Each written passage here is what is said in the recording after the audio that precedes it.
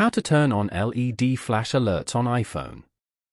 To get started, first of all go ahead and open up the Settings application on your phone. Once you're here, go to Accessibility as shown. From here, you can personalize iPhone in ways that work best for you with accessibility features for vision, mobility, hearing, speech, and cognition. Go to the Hearing section at the top and tap on Audio and Visual. Here, scroll down to the Visual section at the end. Then, tap on LED Flash for Alerts.